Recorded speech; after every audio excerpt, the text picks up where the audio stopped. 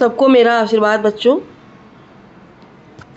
आगे की चौपाई में देखिए, जब लक्ष्मण को परशुराम जी ने कहा है कि लगता है कि इसकी मृत्यु निकट आ गई है, ये शिव के धनुष की तुलना सामान्य धनुष से कर रहा है, उसी में आगे ये प्रकरण है। देखिए, लखन कहा हंसी हमरे जाना, सुनहु देव सब धनुष समाना। परशुराम से लक्ष्मण जी हंसते हुए कहते हैं कि हमारी समझ से तो ये सब, सुनहु देव ये सब धनुष बराबर है, इनमें कोई महत्वपूर्ण नहीं है, सब एक जैसे हैं।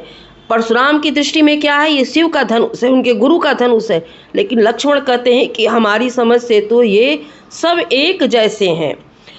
काछत लाभ जीन धनु तोरे, देखा राम नयन के भोरे। जून धनु जीर्ण, पुरानी धनुष के टूट जाने से क्या क्षति, क्या नुकसान और क्या लाभ, देखा राम नयन के भोरे। लक्ष्मण कहते हैं कि पुरानी धनुष के टूट जाने से क्या नुकसान हुआ और उसके रहने से फायदा ही क्या था। राम ने तो उसे सिर्फ देखा था। छुअत टूट रघुपति ने दोषी, मुनि बिनु काज करिय कत रोसु। रघुपति ने, श्री राम जी ने तो उसे सिर्फ छुआ ही था, छूने मात्र से ही वो टूट गया। हे मुनि में, आप बिना मतलब गुस्सा कर रहे हैं, बिना किसी कारण आप गुस्सा हो रहे हैं, नाराज मत होइए। तब परशुराम जी को देखिए, बोले चितई परस की ओरा, रेसठ सुनई स्वभाव न मोरा।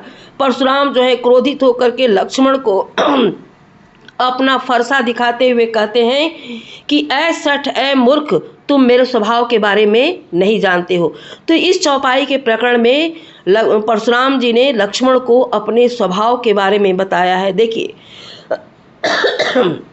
बालक बोली बधौ नहीं तोही, केवल मुनि जड़ जान नहीं मोही। तुम इतना बढ़ बढ़ के बोल रहे हो, मैं सिर्फ तुम्हें बालक समझकर छोड़ दे रहा हूँ, सिर्फ तुम मुझे बेवकूफ़ मुनि ही मत समझो। बाल ब्रह्मचारी अति क्रोही, विश्व विदित क्षत्रिय कुलद्रोही। मैं बाल ब्रह्मचारी और अत्यंत क्रोधी स्वभाव वाला हूँ।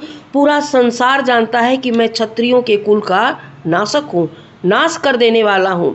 इतना ही नहीं, भुजबल भूमि भूप बिनु किन्ही, विपुल बार मही देवन दिन्नी।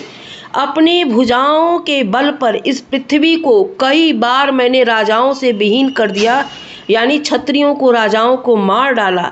विपुल बार महिदेवन दिनी।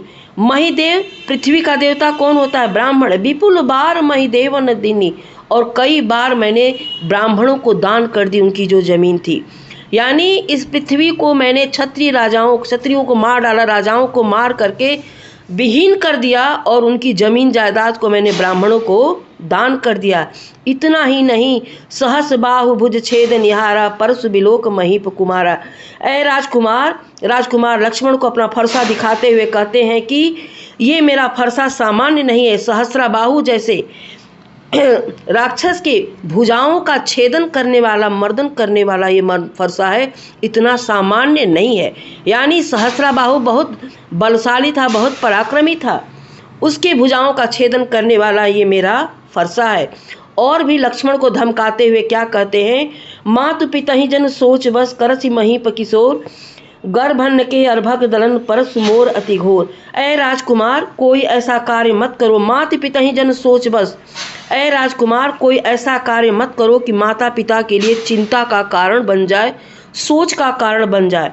गर्भन्न के अर्भक दलन परस मोर अति घोर, क्योंकि मेरा फरसा इतना भयानक है कि गर्भ में पलने वाले बच्चे का भी ये 2 भाग कर देता है।